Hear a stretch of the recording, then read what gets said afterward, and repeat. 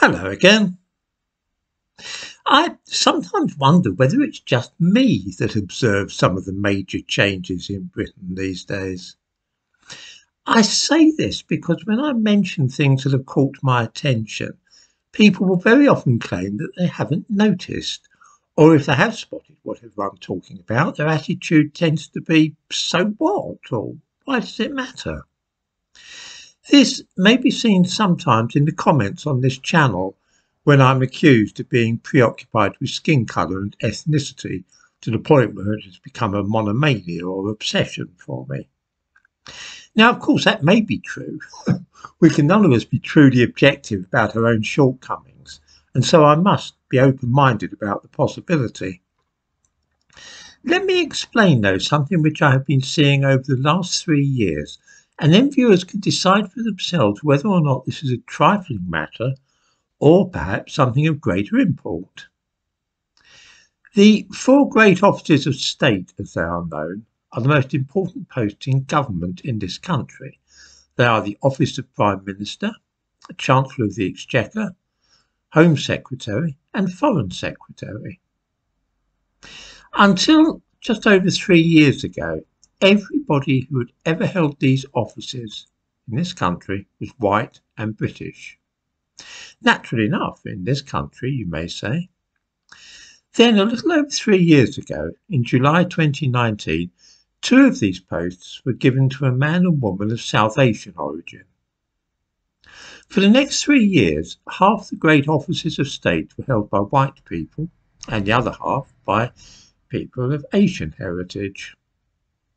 Then in September this year, three of the great offices were held by people from visible minorities, two people of African origin and one whose ancestry lay in India.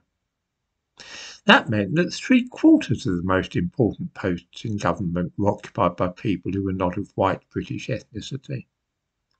The situation is the same today, with only one of the great offices of state, that of Chancellor of the Exchequer, being held by a white person.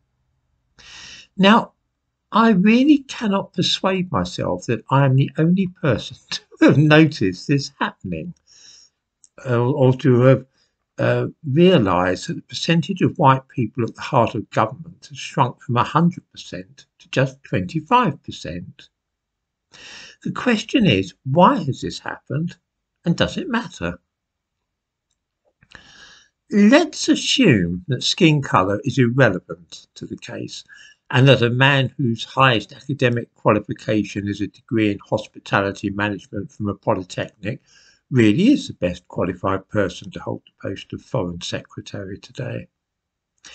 Let's pretend that the posts were allocated purely on merit and that nobody at all doing any of this noticed what colour people were.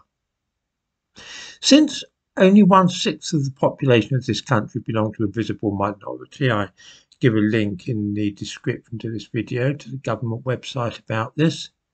That would mean that if colour were not a factor and were completely irrelevant and everybody was colourblind, then the chances of one person being appointed to one of those great offices of state being of a visible minority would be 6-1. I'm sure everybody sees that.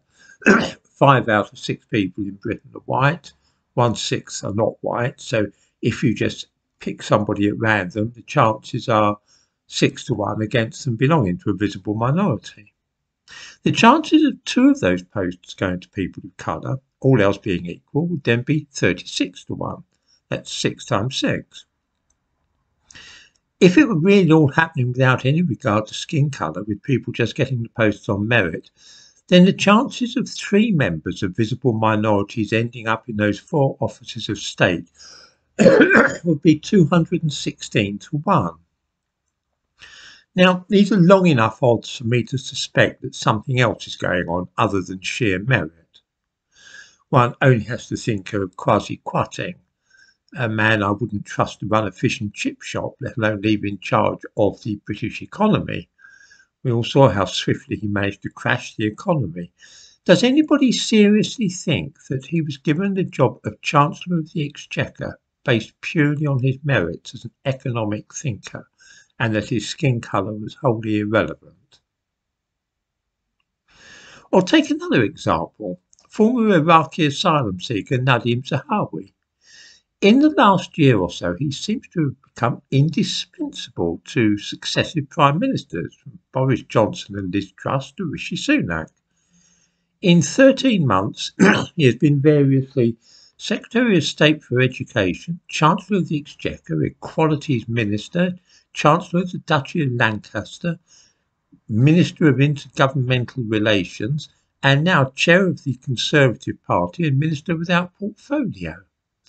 What is it about this man that makes his presence vital to government? With over 85% of the population in this country being white, it is statistically unlikely that all of those major posts in government would be held by white people.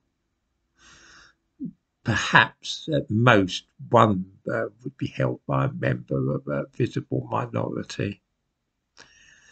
That 3 out of the 4 are now held by members of visible ethnic minorities, including the post of Prime Minister, is a little odd, or it strikes me so. I wonder if any viewers believe that the time will ever come again when those major positions are all held by white British people. Does it matter? Is it important? Is this all just sheer chance? Is it a wonderful tribute to the meritocracy in which we live? Or is there more to it than that? Are there other forces at work? I do not necessarily mean some sinister conspiracy. I mentioned Nadim Zahawi, and the fact that he is always holding some role these days is probably not because he is such a wonderful politician. More likely is it because he is a very noticeably dark-skinned asylum seeker. It's felt good to have him on public display to show what opportunities await the thrifty and industrious in this country. As for the rest, though, Sunak, Braverman and Cleverly, I honestly don't know how this situation has arisen. I wonder if viewers have any ideas on the subject, or whether they think it matters or not.